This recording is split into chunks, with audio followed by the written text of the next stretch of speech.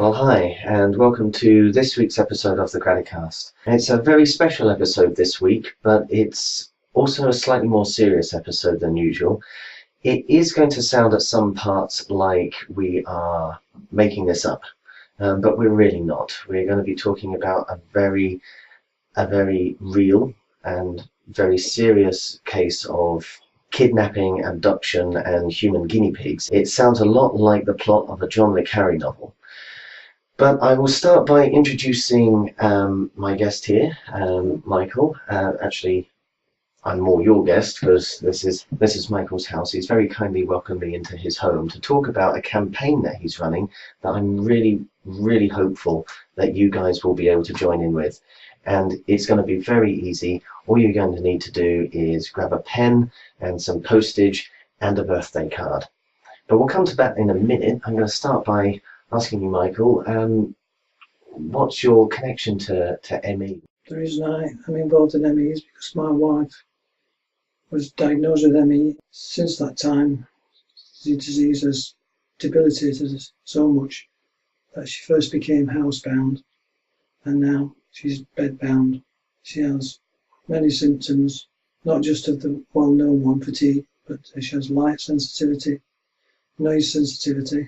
She has enormous amount of nerve pain. But Wendy was getting nowhere with the NHS. She was just getting nowhere. Everywhere she went, she came back and said, no, it didn't work. They won't listen to me. I thought, I'm going to sort this out. I'm going to see all these people that Wendy's seen. I found out a lot of information. I found out the history of ME, how it started, and I formed a sort of an online group for really severe ME people, a local one. And from that, the thing grew to different groups nationally. So your main aim was to sort of gather that information and share it as widely as possible. I know from speaking with Sue last week that a lot of the principal movers and shakers in the ME community also have ME, which means that progress can be incredibly slow. So it is really good news for the ME community in a way that there are people such as yourself who still have the energy to do something about it. Like I said at the start, the reason why we're here, because there is a particular case that's been going on in the world, which is incredibly scary, and I'm still struggling to believe it myself. So can you just tell everyone the story of Karina? Well, Karina is a young girl from Denmark who was diagnosed with ME by proper doctors. She was 16-year-old. At some point along the way, the psychiatric people in Denmark decided that they could cure Karina's ME. Karina's parents looked into this and found that it would hurt Karina, and she actually went through some of it herself, and it did hurt her. It made her condition worse, and they weren't prepared to carry on. And then in February 2013, the psychiatrists came back with the police, social workers, and the force of the state, and abducted Karina, took her into a psychiatric unit, and she's been there ever since.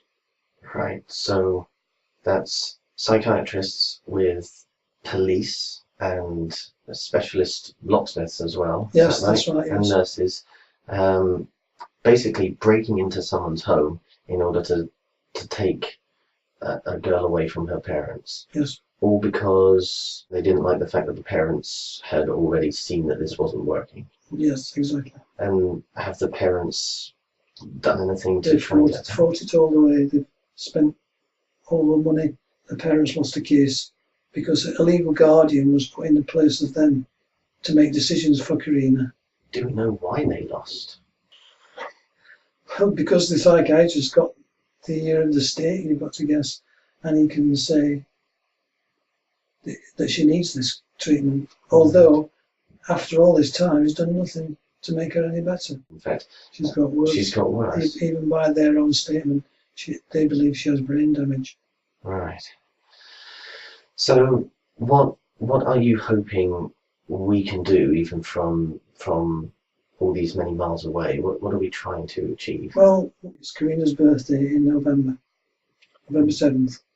And we hope that we could get enough cards from around the world to land on the doorstep in Denmark on November the 7th, that hopefully the Danish press would pick up on this story I put pressure on the state and the psychiatrists to free Karina. And up to now, it's been a major success among the ME community. People have promised to send cards from America, Australia, Canada, Ireland, obviously the UK, all sending cards for that day. The parents have been barred from going to the hospital.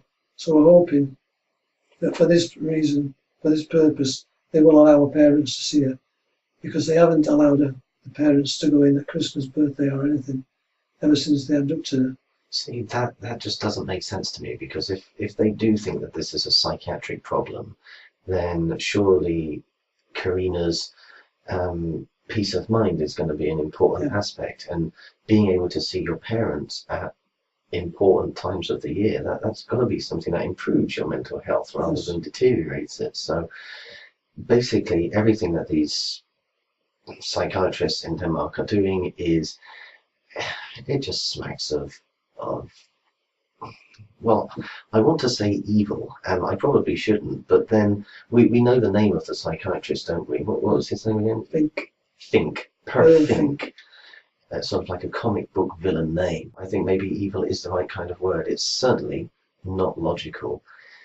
Having said that, we do know that conditions like this can have quite a psychological impact. So is there any chance the psychiatric approach that Per Fink and that are taking is actually the right one? Well, I would say on the contrary, we have proof that it doesn't work. In 2005, an identical case involving Sophia Mercer.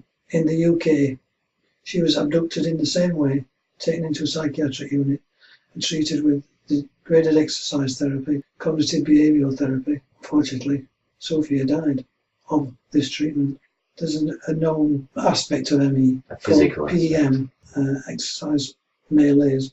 A person with ME can do a certain small exercise, but they cannot repeat it within 24 hours or possibly even 48 hours because their body has not recovered by then. Whereas a normal person can do it again and again and again.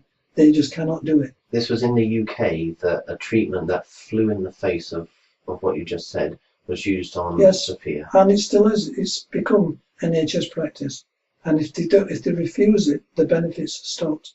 Right, so in 2005 we have an abduction happening on our very soil, which leads to the death of a woman because of her ME and the fact that she's being given entirely the wrong treatment. And even today, the government stops benefits if people don't go down this route that has been seen to lead to death. And some psychiatrists in Denmark are doing exactly the same thing. Now, we're very lucky that Karina is still with us, and hopefully she is going to see her birthday on the 7th of November. So that is why I really would encourage you to just write a birthday card and send it to the address that we will have at the end of this video. Let's try and make as big a statement about this and how we feel about it to our governments in both countries and the illogical, foolish psychiatrists at work here. The best present that we could get for Karina would of course be reuniting her with her family. Let's really hope that that comes out of it. Yes. We do try and look towards the future and think, you know, things can improve with the collective might of everyone who's watching this video and who's inspired to do something about it. And we can see that it happens because you've got folks like you in the world who really care for your wife and push causes like this as well. So I wanted to ask you whether there is a piece of music that you sometimes think helps you along the way. We call it in our videos our gratitude. It's just a piece of music that keeps us going, uplifts us when we're right down at the bottom. Do you have a... Nothing specific to ME, which is a shame really. I do wish someone famous would write a piece for ME. I mean, actually I've written to some famous people asking them if they would do. So it would have to be something, a song that means a lot to me on a general basis, and it would be Imagine, John Lennon, just because it's like talking about a world that's better than the one we're living in at the moment. It's a beautiful song, and it says exactly what what we're hoping to achieve here. Thank you ever so much, Michael, for coming up with the idea of this campaign and for sharing it with us, so that hopefully we can start sharing it even further afield. And thank you guys for watching. Please do send those birthday cards. Please do share this video, and let's get some sense back into the world. Let's have Karina reunited with her family, people recognizing Emmy for what it actually is, and yeah, let's see John Lennon's vision actually appear. Stay thankful yourselves, and here comes the address. Ciao for now.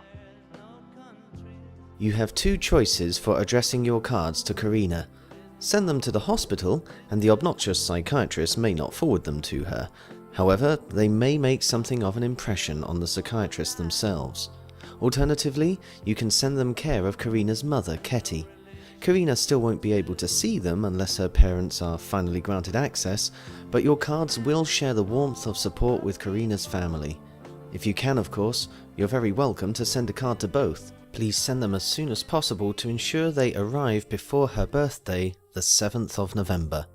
There is more information about Karina's plight in the links below, and more information about ME can be found by following the links to the charities we support. Please also show your support by subscribing to the Graticast and help us raise awareness of this common but concealed debilitating disease, whilst inspiring positive thinking. Thank you again, and ciao for now.